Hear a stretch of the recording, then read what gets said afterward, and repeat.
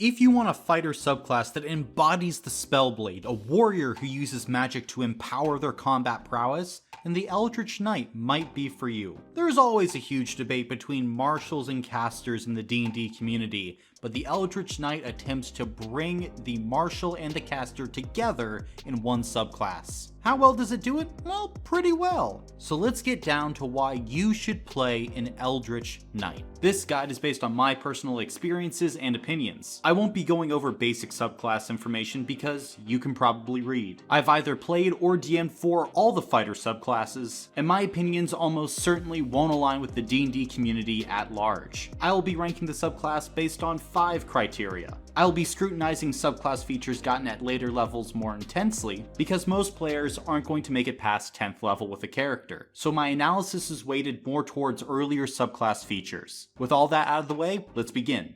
Biggest benefit of playing an Eldritch Knight is you get magic as a fighter. Now, other fighters get access to magical abilities, but you're actually tapping into the wizard's spell list as an Eldritch Knight. Casting spells in D&D 5th edition is fun. I don't think that's much of an argument. So being able to cast spells while hitting things with a weapon is lots of fun. Also, everyone can imagine a badass fighter wielding magic on the battlefield.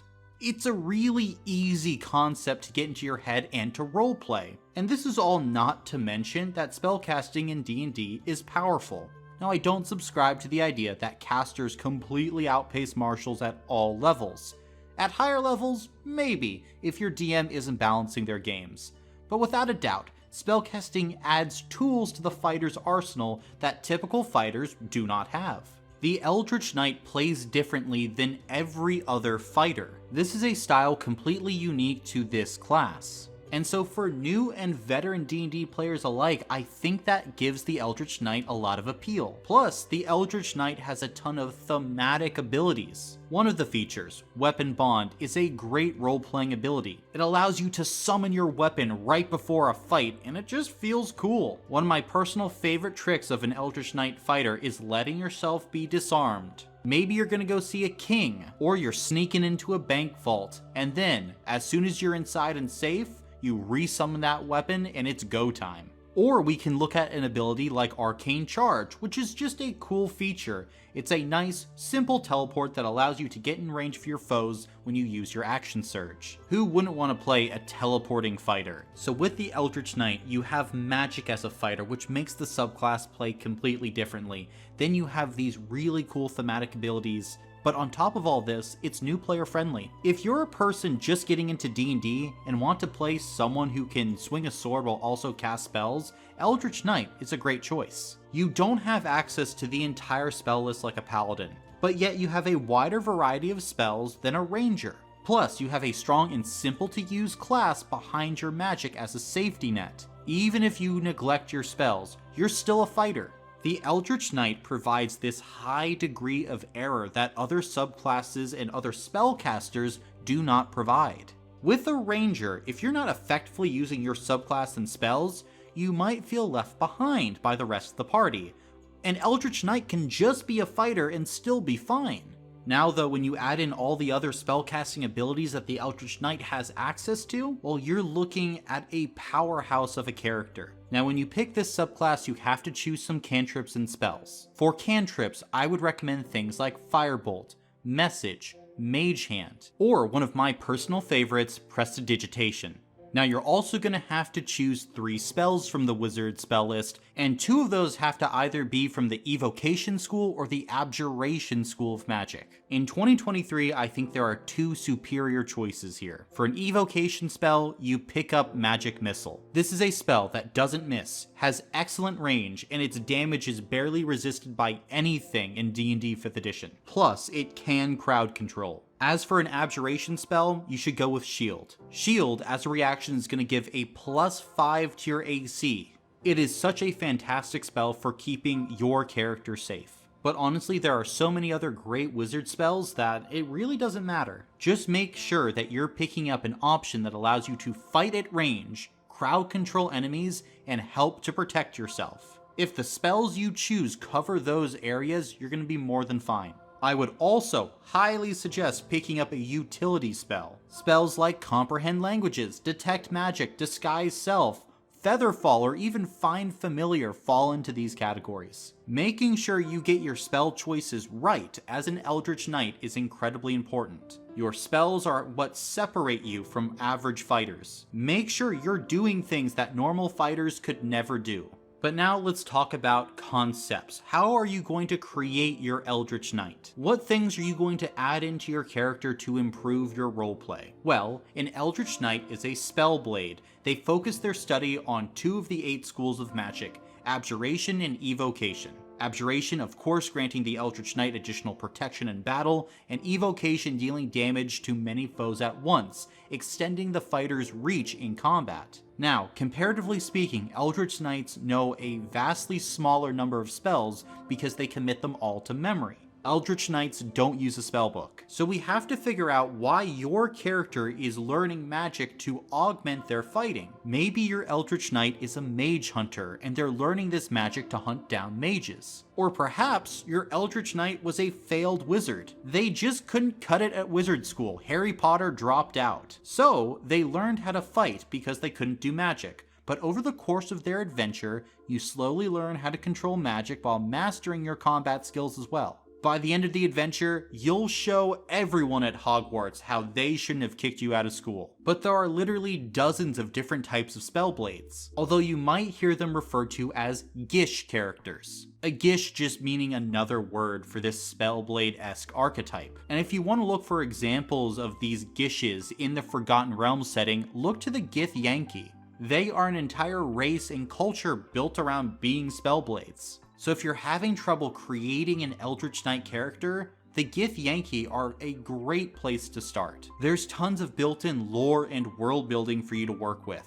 Let's start to move on from the concept of the Eldritch Knight and discuss multiclassing. Is there a reason to multiclass with an Eldritch Knight? And my answer is no. This is a poor man's multiclass. I'll talk more about this a little bit later, but the Eldritch Knight is already a multiclass. It's a beginner's multiclass. Theoretically, if you're trying to play the most powerful character that you can, and you're trying to attack with weapons and cast spells, you're not choosing the Eldritch Knight. You are choosing this subclass so you don't have to multiclass. The multiclass is already done for you. Any additional multiclassing is, for the most part, going to detract from the overall power that your character can reach. In my opinion, you do not multiclass with an Eldritch Knight. Moving on to some dislikes, and these are the weaknesses of the Eldritch Knight. Firstly, and most people miss this when they're initially looking at an Eldritch Knight, but the classes, Abjuration and Evocation, are really limiting. There are so many great wizard spells you can take, but most of the ones I would actually want to take as an Eldritch Knight fighter that would allow me more utility are not Evocation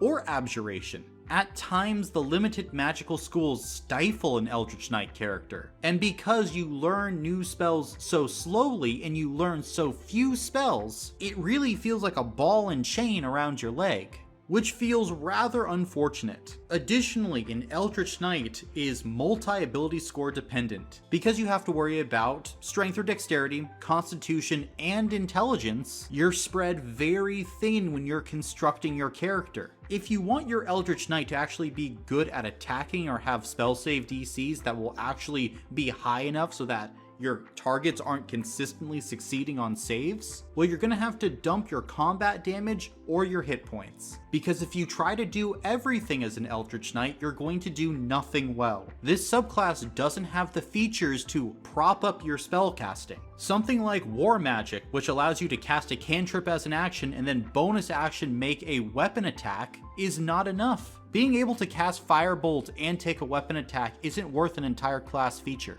especially since you're multi-ability score dependent and your Firebolt is underpowered compared to the rest of your party's cantrips. And it brings us to a startling truth, which is, it's just weaker than multiclassing or playing certain types of wizards. Now don't get me wrong, I still think the Eldritch Knight has a place, and I'm okay with multiclassing being more powerful, but the Eldritch Knight doesn't do anything different. It doesn't add new utility or new subclass features to justify its existence. It's there to be an easy choice, and I'm completely okay with that with something like the Champion, which is just supposed to bring new players into the game. But if you're wanting to be casting spells and dealing with all of these different mechanics, you shouldn't be held back by being clearly less powerful than multiclassing. I think the Eldritch Knight needs its own niche, and the niche could come from the literal word in its name, Eldritch. Eldritch as a definition means weird and sinister or ghostly. Eldritch denotes a bit of darkness at play.